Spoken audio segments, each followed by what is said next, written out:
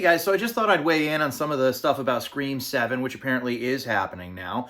They're scrapping the whole Marissa Barrera, Jenna Ortega timeline, which, it's a bittersweet thing for me because, like, on one end of the spectrum, it's like I always respected those movies for kind of evolving the franchise, not having everything just run around Sydney. I also think that both of those films, while they had good elements, had some very fatal flaws.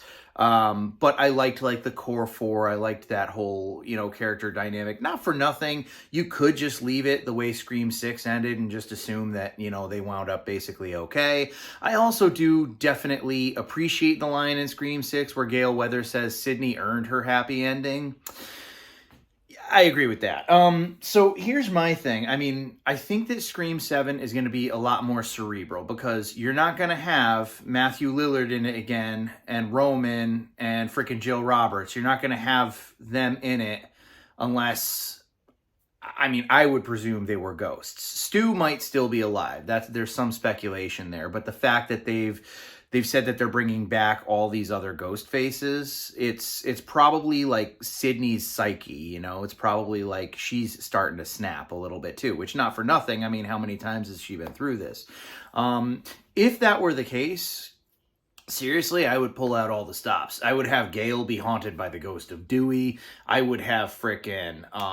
oh yeah, Sydney should totally be married to Kincaid. Maybe this revolves a little bit more around...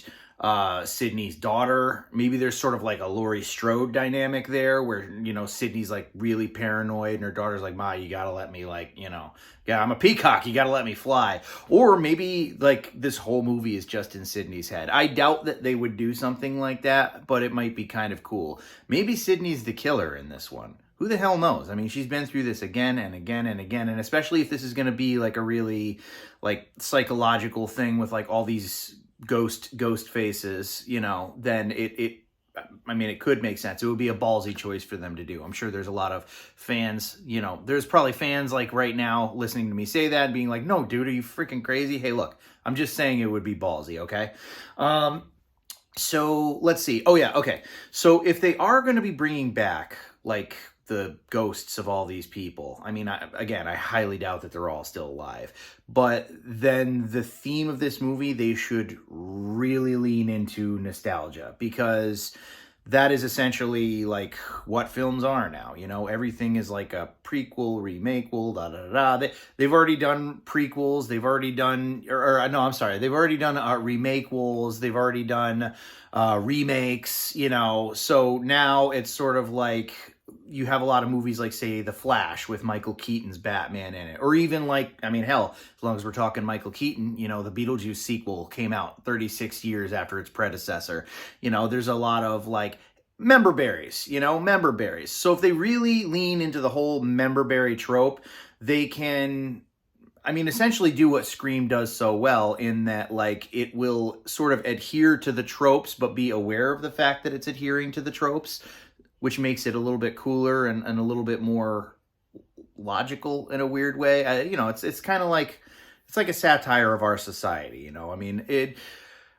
here's my thing. Like, I'm a huge fan of the original trilogy of Scream movies. I acknowledge that Scream 4 is a better movie than Scream 3, but I think that if they were going to do remakes, they should have had all new characters and like basically literally announced like a cameo from one of the originals. It could have been like Dewey or Gale or something like that. And maybe they could have been the ones laying down the horror movie rules. Scream 5... Again, I appreciate the fact that they went in a different direction, that they introduced, they introduce you to new characters who are somewhat interesting, so it's not just about Sydney again. But then it kind of becomes about Sydney again in the last act, which I thought was stupid. And also, like, I think that what they did with Dewey's character was just, like, wrong. Like, it was just totally out of character. I don't know. It's just, I wasn't a particular fan of Part 5, even though I do give it credit for certain things. 6, I actually really enjoyed up until the third act. Well, no, let's be honest. I enjoyed 6 through and through. I thought it was good because the third act, the movie just takes a complete and total header, but it's so absurdly ridiculous that I enjoy it. It was a little jarring the first time I watched it because I was like really getting into the movie, and then when it just deteriorated in the last act, I was like, what? Oh man, whoa, they dropped the ball on this one. But you know what? It's got a charm to it. You know, I like it. So do I have hopes for this seventh one?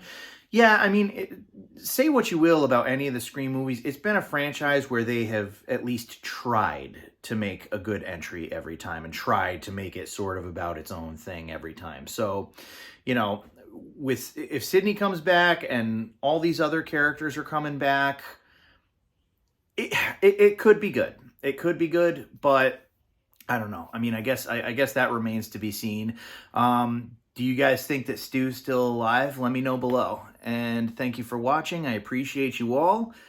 And that's all she wrote.